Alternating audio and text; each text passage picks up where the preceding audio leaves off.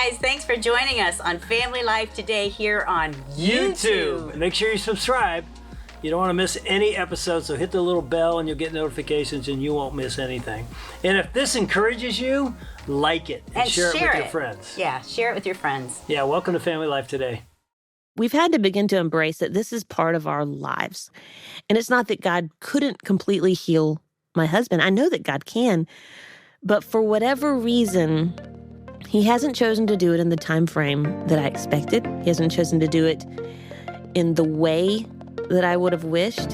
And so I have a choice. I can either trust that his plan is best. I can either trust that his character is good, or I can't call him Lord anymore.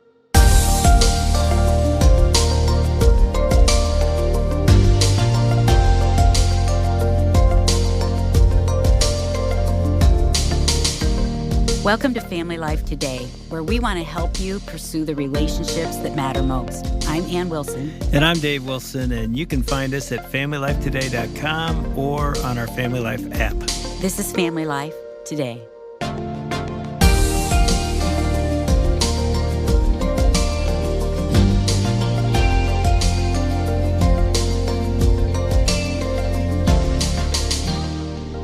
So what's one thing that we did before the pandemic that you hope we never, ever go back to? I don't know. What do you have an answer? I have an answer. What?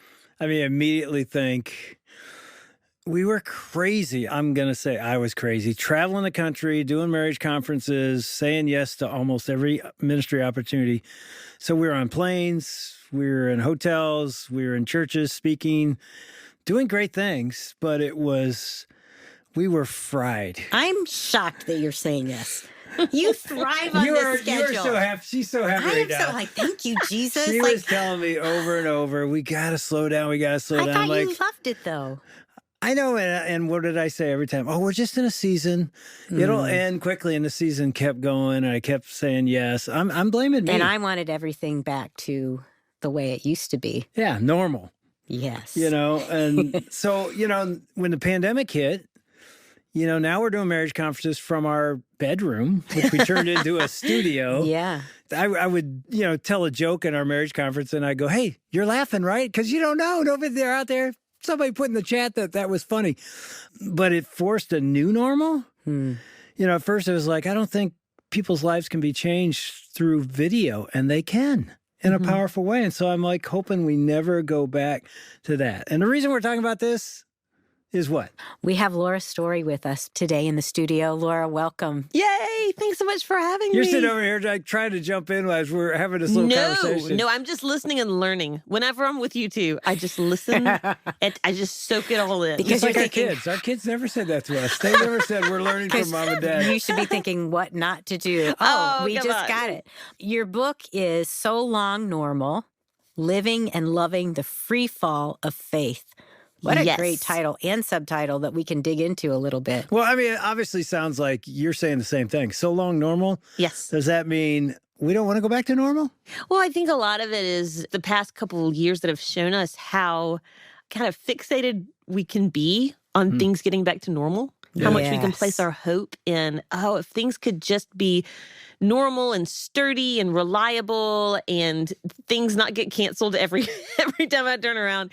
But I think what it's kind of opened our eyes to is we're looking to this world for a sturdy foundation that we should have never expected in the first place. Wow. And as believers, the scriptures speak very clearly that there is only one sure and steady thing, and that's God.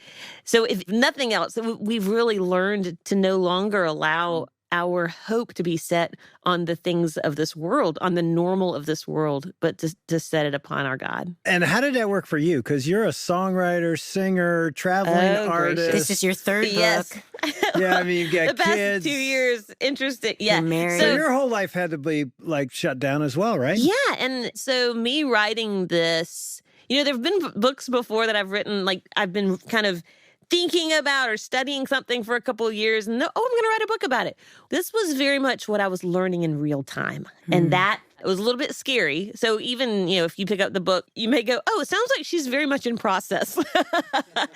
So I was kind of responding the same way that everyone else was. Those very early quarantine days of everything's being canceled. So for me, I'm completely off the road, just like overnight. Yeah, the same thing you were talking about, where I probably had 40 to 50 trips, 2 to 3 of them being international trips. Basically, everything was canceled. Yes. And, so there's this anxiety of this thing that's my job. Yeah, exactly. And you are the provider in many ways. I'll tell you the funniest thing, and moms can relate to this, especially working moms. So I went from my Friday nights being spent on stage where people are like clapping for songs I've just sung, to fixing dinner every night, fixing 3 meals a day for all of these people, and them kind of turning their noses. Oh, this. A little different reality. You're like, people actually clap for me, you guys. Come on. So it was very, very jarring, but it really made me look at myself and go, like, who am I apart from this thing that I do? Well, Laura, just give us a snapshot of your past. Yes. Of what's happened. Yeah, so a big part of our story, which I think is what you're referring to, is so my husband, Martin, and I have been married for 18 years. 18? And they've been wonderful years and hard years. And anyone that's been married more than like 18 minutes knows that it can be wonderful and hard at the same time. It took us about 8. Yeah. Y'all are quick learners. But for us, it got hard pretty quick when Martin was diagnosed with a brain tumor within our first 2 years of marriage. I mean, he fell asleep driving, right? Yeah. It was about a year of them trying to figure out what the problem was. And so when we finally got the news that it was a brain tumor, we scheduled the surgery. We were planning on going in and having the tumor removed and then maybe being in the hospital about a week. But it ended up we were there for about 3 months. And he endured a lot of complications. And when we finally left that hospital 3 months later, we were so excited about leaving. But it was clear to us pretty quickly that our life that we had known before, we couldn't necessarily return to it. Martin had a pretty substantial brain injury due to the surgery and the complications. And so that really, for us, was the beginning of embracing a new normal. I was going to say, you would never return to that normal that you used to have. Yes, and it's such a confusing thing also, not just as young, newlyweds, but as believers. I think that we had this picture of what our marriage was going to look like, and even on some level, the picture of God's good plan for our lives. And even though the Bible doesn't teach this, I had somehow come to believe if I can just pray enough, be good enough, then God eventually will work things out the way that I think that he should for my circumstances. Exactly. And so the past, 16 years has been a lot of us, obviously growing in our faith. But more than that, I feel like so often I'm praying that prayer that Jesus did in the garden right before he faced the cross, where he says, God, I wish things were different, but not my will, but yours be done. Now, was that a journey or did that come quickly? I mean, I'm thinking it was a journey. For me, it would be was it a journey? It is a journey. Yeah. And if you came and saw us, if you watched us day in and day out, you may wonder why we're not further along in the journey than we are. But it really is, it's something where we've had to begin to embrace that this is part of our lives. It's not a season that we walked through. And that's tough too, because as a minister, as a songwriter, I grew up in church hearing people give testimonies about God's goodness. And it always went something like, this bad thing happened, I surrendered it all, and then all of a sudden, God fixed everything. Yeah. And it took me a few years to realize it's just not going to be our story. And it's not that God couldn't completely heal my husband. I know that God can. But for whatever reason, he hasn't chosen to do it in the time frame that I expected. He hasn't chosen to do it in the way that I would have wished. And so I have a choice. I can either trust that his plan is best. I can either trust that his character is good, or I can't call him Lord anymore. Wow. And you're saying that I think a lot of us say that, especially with what we've gone through these last few years. It's like we just want to return to normal. And you're saying, is that a worthy enough goal? Yeah, yeah. God never speaks in scriptures about normal being the goal. Right. Yeah. One of the neatest things, as I was writing the book, I think I started off thinking, I just want to encourage people that just to not place their hope in normal and, hey, we're going to make it through this and it's going to be okay. God's with us. But the more I began to look at the scriptures, it actually was pretty exciting because what I began to see, it's not just that God is with us in our shakiness and in the chaos.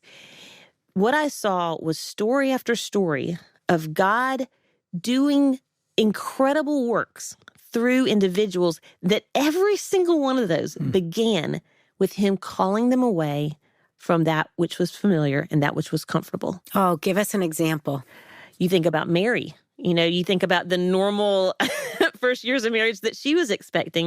And then all of a sudden she finds out that she's pregnant before the wedding with the Son of God. How about that? Yeah. Like, seriously. It shifted everything in her life. It truly did. But the neatest thing is to see that Mary's response was she simply says, "Behold, I am a servant of the Lord. Let it be to me according to your word." And just this posture of, okay, this is not what I saw coming. I guess I'm not like Mary. Like, wait, what are you doing? What? I need some more details, Angel. Angel that just showed up in my bedroom. I need some more details about this. But rather, Mary just says, I'm your servant. Let your will be done. Although, I'm sure you feel this. Sometimes that's so hard. Oh, all the time that's so hard. Even when I read the title of your book, So Long Normal, I'm like, no. I don't want to say so long to normal. There's a part of me that's like, I like the familiar. I like knowing what today is going to carry tomorrow. Well, and then when that doesn't happen, there's this disappointment that grips us at times. We're like, oh, I'm disappointed. I like normal, but...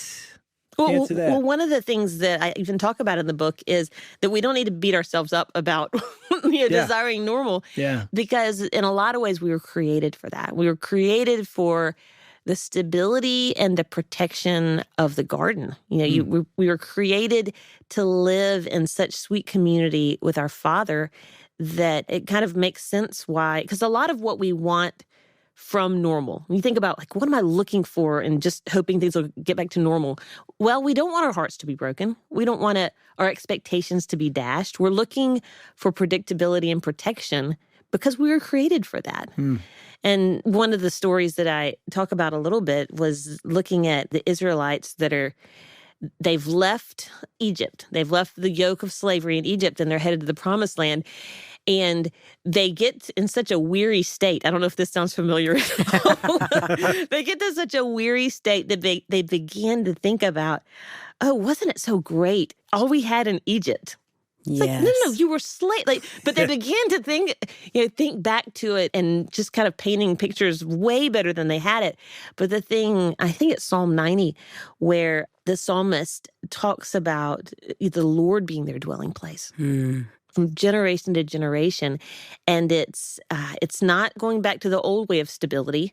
And it's not even placing our hope upon a stability in the future that may or may not come. It's believing our stability now is found in a person. The Lord is our dwelling place, and we can rest in him. I have a good friend. Her son was diagnosed with cancer when he was 10. Oh, gracious. And the family was rocked and devastated, and it was stage 4. And so they really thought that this son would not make it. And she said every single day, she was like, I just want my life back to what it was. I just want to get back to normal. Yeah. And so every single night, she said, I could not get through an hour without God. And I was on my knees begging God, I pray, God, that you would let him live. And she said, I have never, ever felt the closeness of God the way I did. She said, I felt his presence in a way that I felt him next to me. I had his peace. She said it was supernatural. And so miraculously, he was healed. He went through treatment. He's now close to 30 and he's becoming a doctor. But she just told me the other day, she said, this is going to sound crazy because I was begging God to get back to normal. And now that I'm back to normal, I'm petrified because I miss the days that I needed Jesus so desperately because now I can get through a day without him, and that scares me to death. Wow. Even how we do ministry and how we reflect God to others. When things are normal, we have a way of coming across as very independent and self-sufficient. Yes. But the scriptures teach us so clearly that God is most glorified in our dependence. When our need for him is showcased, when our weakness is seen, his strength is seen all the more through us. So I can definitely say that what we walk through as a family, and not walked through, but what we currently walk through, it puts us in a place of dependence, both on God and on others. It puts us in a place of utter neediness. Like I can't even begin to tell you how not put together we are. If you were to come to my house, you'd be like, whoa. You might call like some government services or something. But the truth is we, our neediness for God is seen very clearly. And I used to think that was a bad thing. Yeah. But now I know that his strength is seen through my weakness. And I know that not just in I know that verse, but I know that in a very real and tangible way. Yeah, it's interesting even listening to you just make those remarks. You got a smile on your face. You're laughing. It isn't just, he's my source of strength. It's actually, you tell me if I'm reading it wrong, but he's even your source of joy. Yeah, absolutely. In the middle of the valley. Yeah, there's a verse in Proverbs 31. So, and it's funny when women talk about Proverbs 31. Right. You're like, yeah, there's not a whole lot that I can relate to there. But it talks about how this woman says she clothes herself in fine linens and she laughs at the days to come. And I've always looked at that verse and thought, if someone was describing me, it would probably be something like she clothes herself in free women's event T-shirts and she lies awake at night, wringing her hands at the days to come. I think a lot of us do that as women. I'd say that is who I've been for a long time. But a few years ago, I just came to a point where I said, if I believe God to be who he says he is, then I cannot live that way any longer. What happened that took you there? Well, I turned 40. I turned 40 and had one of those, like, when I grow up, I'm going to be more spiritual. When I grow up, I'm going to be this, I'm going to be that. But realizing, I don't really know what it was. Something about you getting realize older. I am grown up. Well, the other thing is, not to go too deep on this, but when you have children, you begin to see things about your life that you didn't see before. Oh, let's talk. They're like a mirror. Yes. What did you see? Things like, one of my twins. So we have a 9-year-old named Josie, twin boys, Ben and Griffin, and then our little Timothy, who's 3. And one day, this was just a few months ago, Benjamin, I'm doing bedtime with him, and he says to me, Mom, I want to have a day that's so stressed out. What? I said, what? And he goes, just where, like, you pick us up and we're going so fast and we're running to this and that and we're just so stressed out and we just do so many things so fast and we're so stressed out. I'm thinking, oh my gracious, this is what I'm teaching my children. But back to kind of the Proverbs 31 picture, I truly want to be that person that when my kids look at my God through me, when they begin to learn about who God is, do they really believe, not just through my words, but through my life, that he is provider? If I tell them he is our provider, he is enough, we can depend on him, but I'm going to come up with plan A, B, C, D, and E just in case. Or do they see me trusting God so much that I truly can be that woman that laughs at the days to come? How do we do so long normal? How do we do it? It's so easy to hold on to it and almost grasp it. It's almost like our security. Yeah. And you're saying, no, it's time to say goodbye to normal. How do we say goodbye? Well, I think there's some people that are being called to say goodbye to normal. And whether that's just a new chapter that they're just not quite ready to leave that old chapter.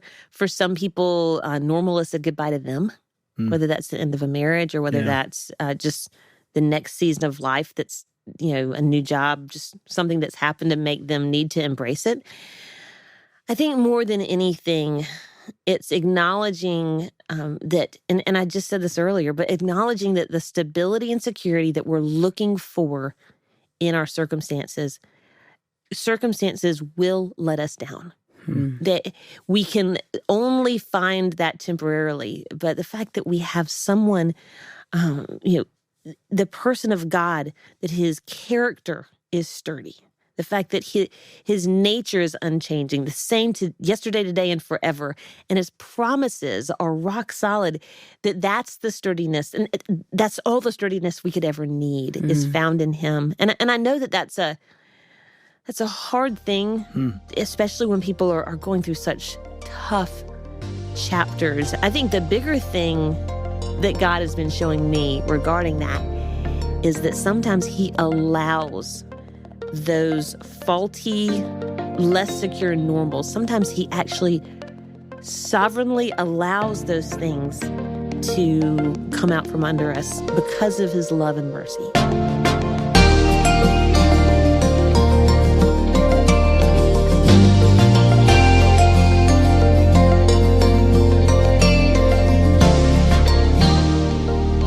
When I was a kid, I was raised as a military brat, meaning my dad was in the Air Force and we traveled all the time. So normal for me was constant change. And I remember going through that and just despising the fact that it was constantly shaking up my life. The moves every year or two, constantly shaking things up and making me feel like I longed for a different life. But looking back on that now as an adult, the change is what made me who I am today. So my normal, even though it didn't feel like normal, was actually something that God was using and weaving all through my childhood to prepare me for the ministry that I'm in today. And now I'm grateful. Dave and Ann Wilson have been talking today with Laura Story to help us understand that normal, quote unquote normal, can be thrown out of whack in our lives, and it's often what God uses to shape and form us more into the image of his son, Jesus, and that's always, always a good thing. She has written a book called So Long Normal, Living and Loving the Free Fall of Faith. We believe in this book, and when you head over to FamilyLifeToday.com and make a donation of any amount, we want to send you a copy of Laura Story's book, So Long Normal. This book will help you process the trauma of loss of your normal in the past, learn to rest in God's plan for you instead of constantly trying to control your circumstances, and so much more. When you go to FamilyLifeToday.com and make a donation, you can request your copy there and we'll send you one as a thank you gift. Or you could call us at 1-800-358-6329. That's 1-800-F as in family, L as in life, and then the word today. Often when we think about normal, we want things to be just easy. And so many times in marriage, when we're examining both us and our spouse, things are not normal. Things feel very out of whack, in fact. And that's one of the reasons why we at Family Life have created the Weekend to Remember event. Today is the last day that you could sign up and get 43% off as a couple when you register at FamilyLifeToday.com. When you go to a Weekend to Remember event, you're making a new commitment to your marriage, and you're going to see what God will do in a short course of 3 days to transform not only your relationship with your spouse, but your relationship with God as well. When you make a new commitment to your marriage, you can discover that he can not only repair your relationship with your spouse, but you could see him repair your relationship with him as well. Head over to FamilyLifeToday.com, find a location that's near to you, or you could pack up the car and head out on a vacation, or you could jet off to a new location that's kind of far away and enjoy a weekend with your spouse. All of that is available at FamilyLifeToday.com, or you could pick up the phone and call us at 1-800-358-6329. That's 1-800-F as in family, L as in life, and then the word today. Now, if this content today from Laura Story or any of our Family Life programs have been helpful for you, we'd really love it if you'd share today's podcast with a family member or a friend. And wherever you get your podcasts, it could really advance the gospel effort of what we're doing at Family Life if you'd scroll down and rate and review us. Now, tomorrow, Dave and Ann Wilson are going to be talking again with Laura Story about the fact that sometimes God changes our normal for a very specific purpose. That's coming up tomorrow. We hope you can join us. On behalf of Dave and Ann Wilson, I'm Shelby Abbott. We'll see you back next time for another edition of Family Life Today.